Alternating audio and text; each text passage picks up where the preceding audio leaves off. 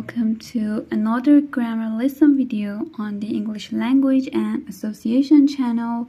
I'm Zahra Heydari, and today we're going to explore one of the most powerful structures in English grammar, auxiliary verbs. Without them, English sentences simply collapse. Okay, here this sentence. She working now. What's missing in this sentence? We should say, excellent, she is working now. So why do we need is? We need it because it's an auxiliary verb, and auxiliaries help the main verb. Now let's see what's an auxiliary verb. An auxiliary verb works with the main verb, and it helps a main verb, and we can call it helping verb. So it works with the main verb to express tense, aspect, modality, voice, emphasis, and negation, and they help form questions, negative sentences, continuous and perfect tenses, and passive voice. Now, we have some examples here. First, let's talk about tense and aspect. Auxiliaries tell us not just when something happened, but also the nature of that action. Okay, so look at this example. We are waiting for the bus. Here, the auxiliary is are. Yes, it creates the present continuous tense. And the focus here is an action happening right now, at this very moment. Okay. Next example is Alex has lost his passport. In this case, has is our auxiliary. This is the present perfect. Notice the focus. It's a past action, but it has a clear result in the present. The passport is still missing. Yes? Next example is they were watching a movie at midnight. The auxiliary were gives us the past continuous. We use this to focus on an ongoing action that was happening at a specific time in the past. Now let's see examples for forming questions and negatives.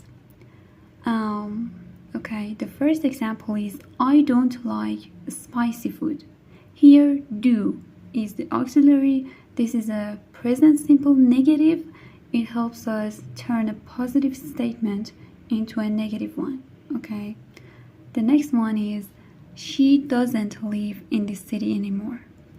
Notice how do changes to does. Okay, this is for the third person singular, he, she, it. Yes, in the present simple negative. The next example is did you call me yesterday? To ask about the past, we move the auxiliary did to the front. This is a past simple question. Okay, now let's see examples for passive voice. Actually, we have a video on our channel about passive voice. You can watch it and learn passive voice entirely there. So we use passive voice when the person doing the action is unknown or less important than the action itself. The auxiliary verb be is essential here. For example, the classroom is cleaned every afternoon.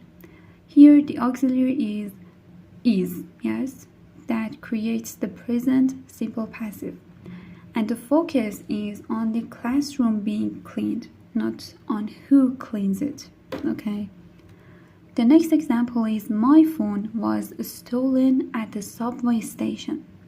By using was, we form the past simple passive. Again, the focus is on the event, the event rather than the thief. Yes. Now let's see examples for modals.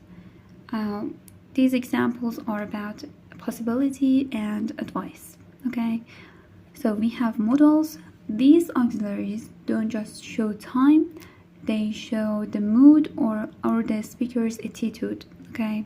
For example, you can park your car here. The modal can is used here to show permission or ability. It tells the listener what is allowed. And the next example is we should start the meeting now. The modal should expresses a good idea or a recommendation. It's used for giving advice. Yes. And take a look at this table here. Review auxiliaries' key characteristics. So auxiliaries combine with the main verbs to create complete verb phrases. Yes, they are the only way to form questions, negatives, and emphatic statements. They are the experts at expressing tense, aspect, mood, and voice. They are absolutely essential for proper sentence construction.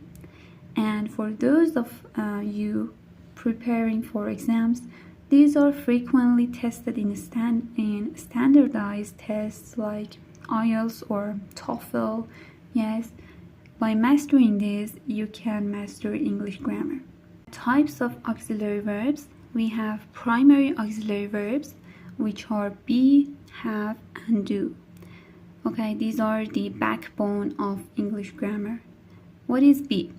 Am, is, are, was, were, being, been. These are be verbs. Okay, we use be for continuous tense, and the structure is be plus verb ing. For example, she is writing. They were watching TV. We will be traveling tomorrow. Okay, and also we use be for passive voice. Yes, and the structure is be plus past participle. For example, the book is read by students. The decision was made yesterday. The results will be announced soon. Okay. The next primary auxiliary is have. Have, has, had, having. Okay. These are used for perfect tense. And the structure is have plus past participle. For example, I have seen that movie. She had left before we arrived. We will have finished by noon. And its concept focus is that it shows completion or connection to another time. Okay. And the last primary auxiliary verb is do. Do, does, did. Yes. So we use this for questions. For example, do you understand? Did she call? Okay. We use it for negatives. For example, I don't agree.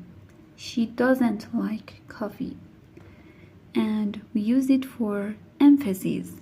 For example, I do like your idea. I did try. Okay. And we have modal auxiliary verbs.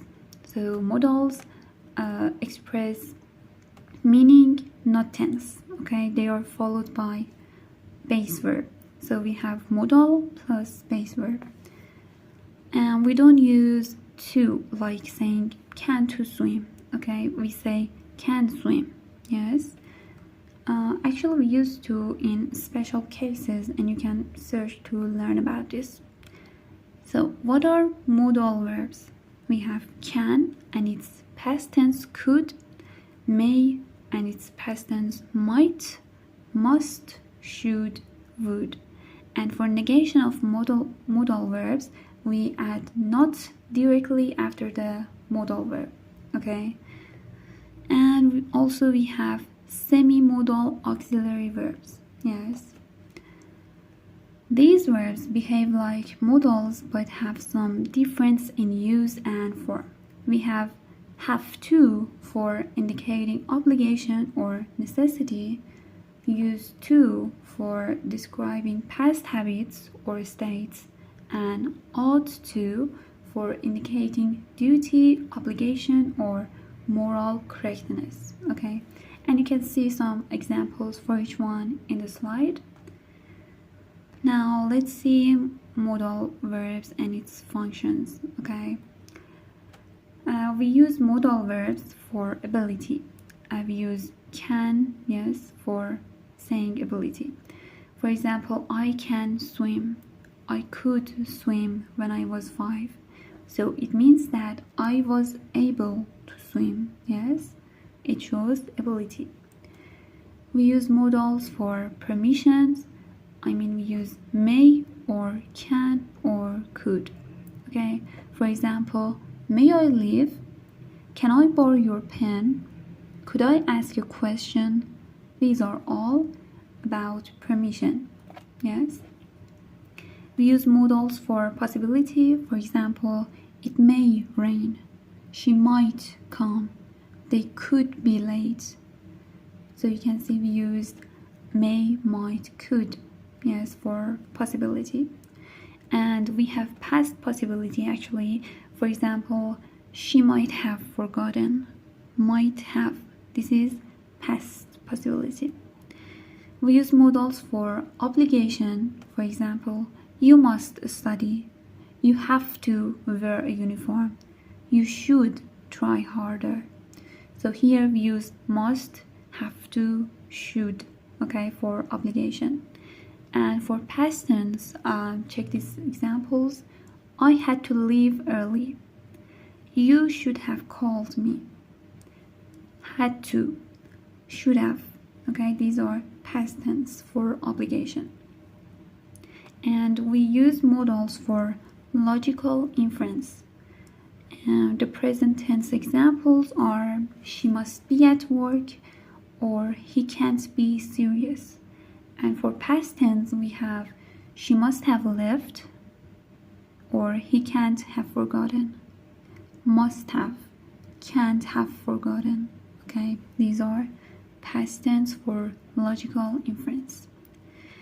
And we don't say he mustn't be at home. Yes, it's wrong. We don't say mustn't. We say he can't be at home. Okay, check this point here. Now let's see modal verbs that are used for requests and expectations. We use can, could, would you mind for a request. For example, can you help me? It's a request, yes. Could you help me? It's more polite to say that.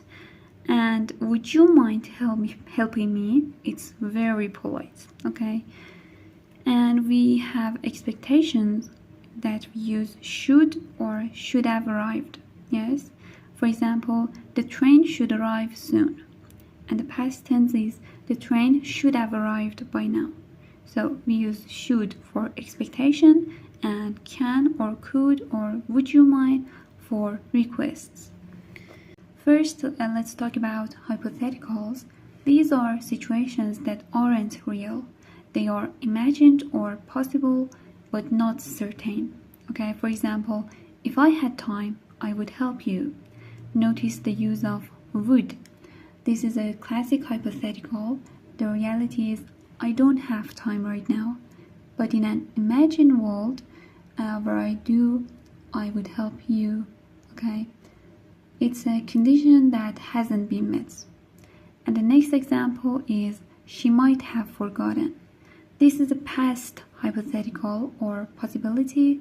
We use might plus have plus a past participle of the verb. We don't know for sure why she didn't show up, but we are speculating about a past event. It's a logical guess about the past. Now, how do we express what we prefer? We use the structure would rather. Okay, it's a very elegant way to show choice. For example, I would rather stay home. Here, would rather is followed by the base verb stay. I'm choosing between two options, and staying home is my preference right now. The next example is I would rather have stayed home. This is where it gets interesting. When we regret a past choice, we use would rather plus have plus past participle. This means I didn't stay home in the past, but now I wish I had.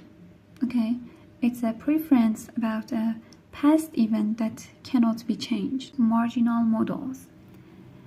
Look at this example. How dare you speak to me like that?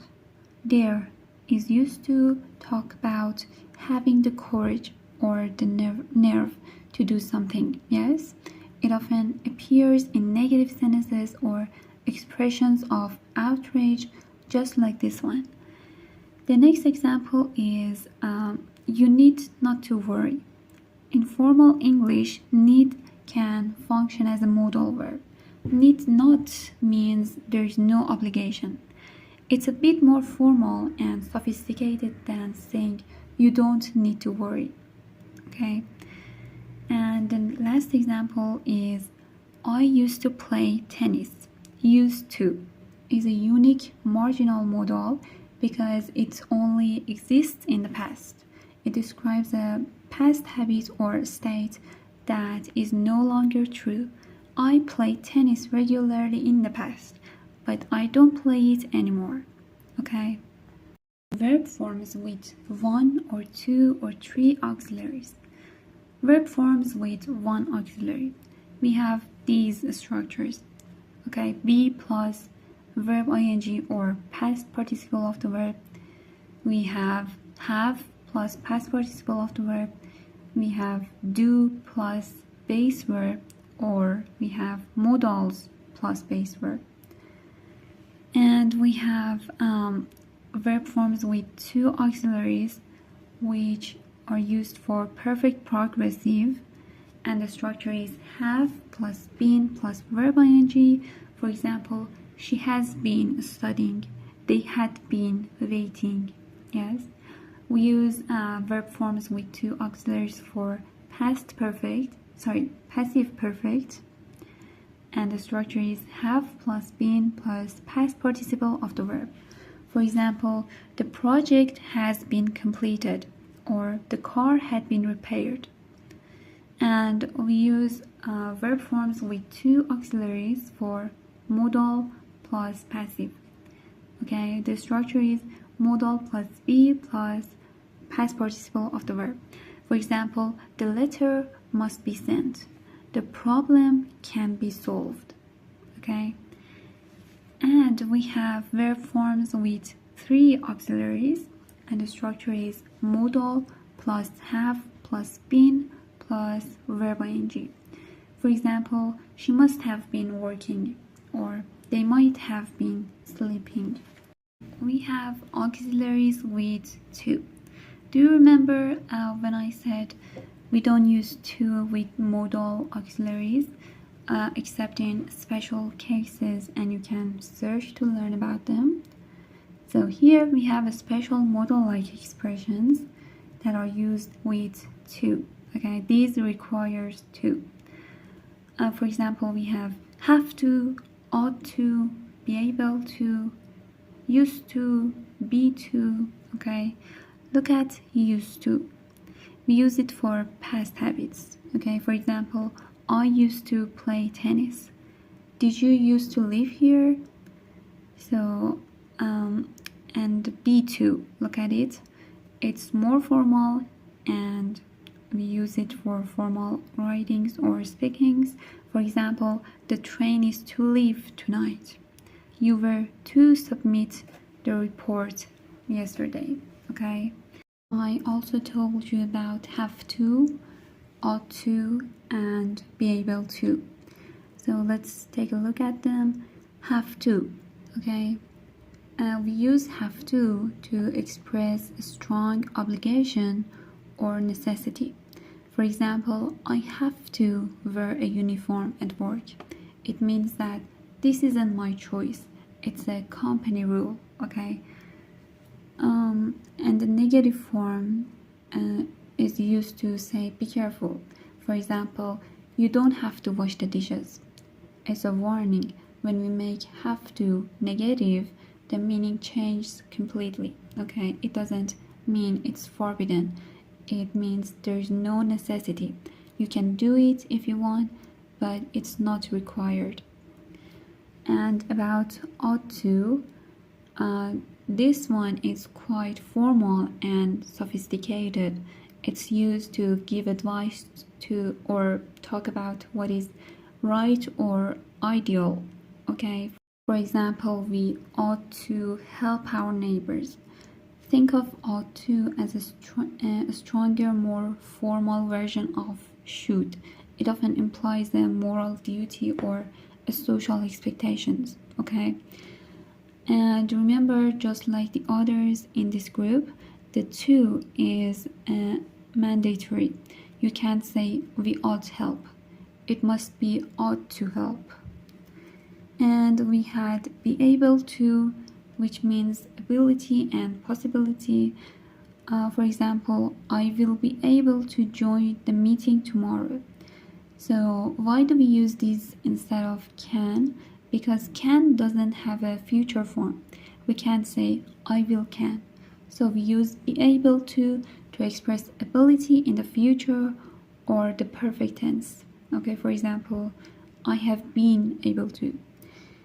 And we can use it in past tense. For example, I was able to finish the project on time.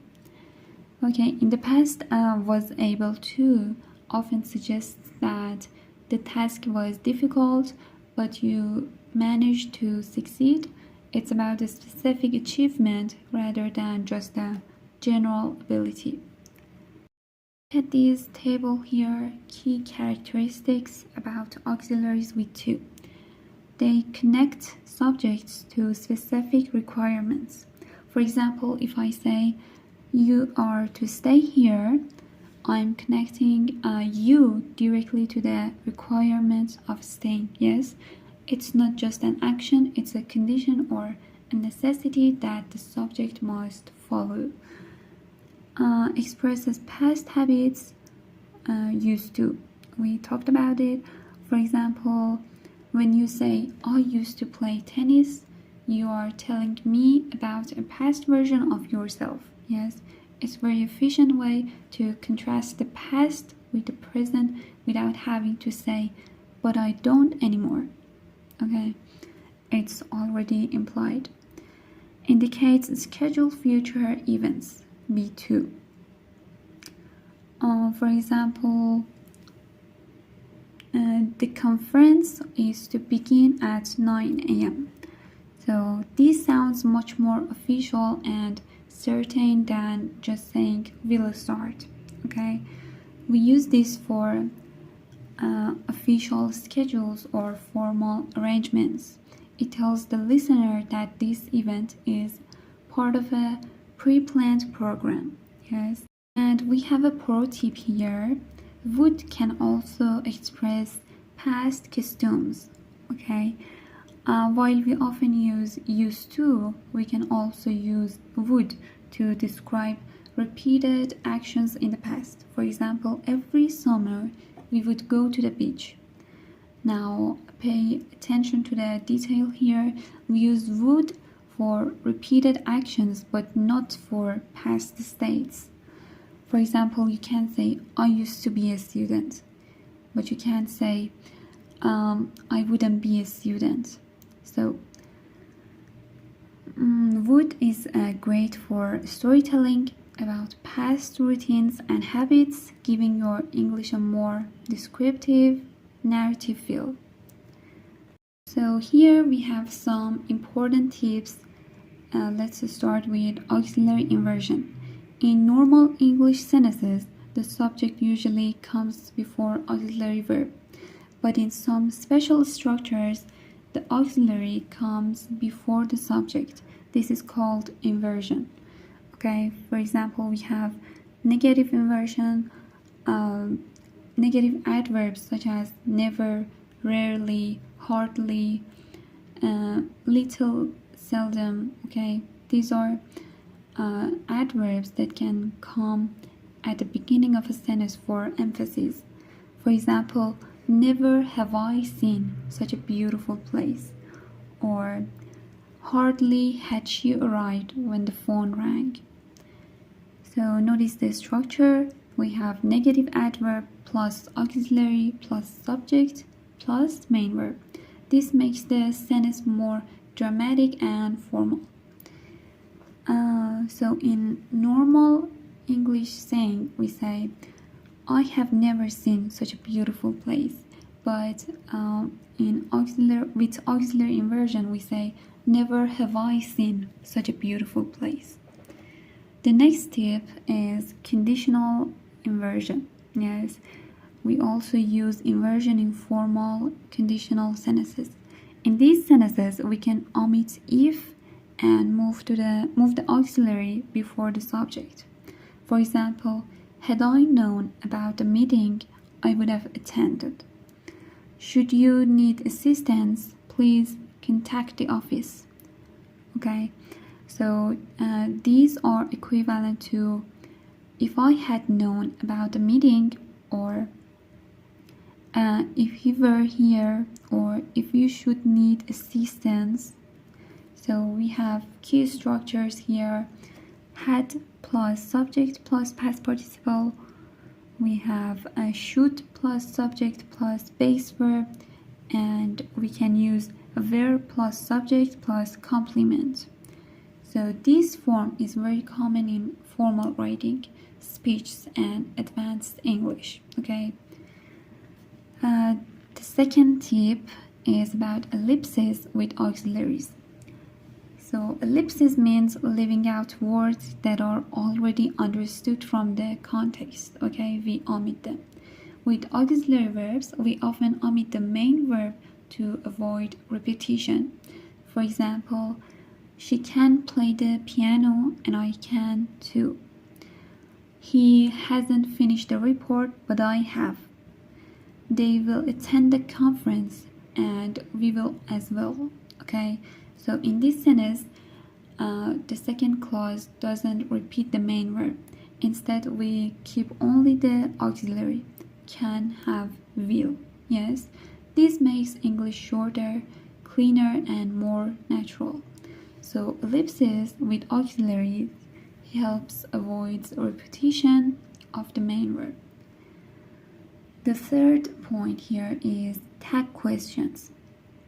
A tag question is a short question added to the end of a statement. We use it to confirm information, check agreement, or make the sentence softer. For example, she is coming, isn't she? They have finished, haven't they? Yes. So the rule is simple. If the main state is positive, the tag is usually negative. And if the main statement is negative, the tag is usually positive. Okay. And the last tip is short responses using auxiliaries. In English, we often answer yes/no questions using an auxiliary verb instead of repeating the full sentence. Okay, for example, did she call you? No, she didn't. Can he drive? Yes, he can. Okay, so notice that we don't repeat the main verb. We only use the auxiliaries, and this is efficient and natural in everyday English. Now we have auxiliary verbs in academic writing. Auxiliaries make writing precise and cautious. For example, we can say the results may indicate. This theory might explain. Okay, so we use it for tentative conclusions. We can use it for obligation. For example, saying future research must address. We can use it for passive methodology. For example, the data were analyzed. Yes. So you can use this for academic writing. We have some common errors in using auxiliaries. We have double auxiliaries. She can swim. She can swim. Yes. So we don't say she can swim. We say she can swim. For missing auxiliary, for example, you like coffee, we have to say, do you like coffee? Yes. We have another error, missing be. For example, she working now. The first example I told you at the very beginning of the video. Yes. We have to say she is working now. And here you have some practice. These are easy, okay? But check them and challenge your knowledge, and then you can check your answers from the next slide. Here. Now, before we saying goodbye, writing your answers for these questions I'm going to ask, okay? The first question is, what's the difference between must and have to? Tell me about it. The next question, why do we use do in questions? And the last question I'm going to ask you is, what structure is used for passive voice? Tell me your answers in comments. So, auxiliary verbs are the engineering systems of English grammar.